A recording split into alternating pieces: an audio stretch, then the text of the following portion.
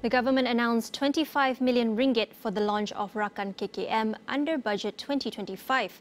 The public-private partnership program aims to provide Malaysians with affordable access to the best healthcare available. Professor Datuk Dr. Syed Mohamed Aljunid from IMU University highlights some of the concerns under the scheme and ways to ensure equity in healthcare. Their concern is that whether patients who are not in the Rakan KKM system will be able to provide or way to access same quality of services, and their services, their quality is not compromised by the specialists or by the healthcare personnel who are actually treating the patient under the Rakan KKM scheme. So this is the concern. We really have to make sure that, for example, in terms of the quality, the waiting time for non-Rakan KKM patients would not be actually longer or would not be worse off than those who are under the Rakan KKM. This is something that we need to ensure that it does not happen. I'm sure we need a very strong, we need to have a very strong monitoring mechanism to put in place.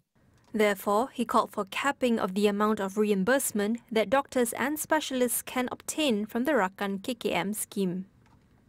This is done in other countries. For example, in Singapore, they have almost a similar scheme. That, but the maximum that anybody who are involved in this program is probably 2 or 3 times than their basic salary. Once they receive or they achieve that level, they were whatever that the services that they give, they will not be able to claim anymore, but it goes back to the pool.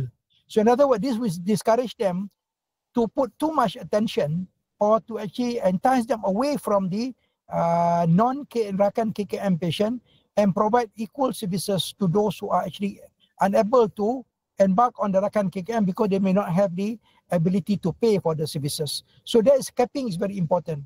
But how do we do that? In order to do that, we must have data and we must have a strong monitoring body. This is very important. This monitoring body should be independent.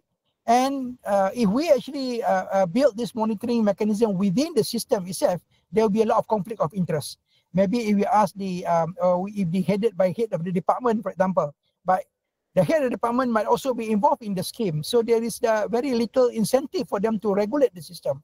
So monitoring mechanism is very important. And I would suggest that the government should think about having an oversight body, which representative from patients, from NGOs, to actually monitor the implementation of this program and take affirmative action whenever the program has been deviated from its actually a real objective.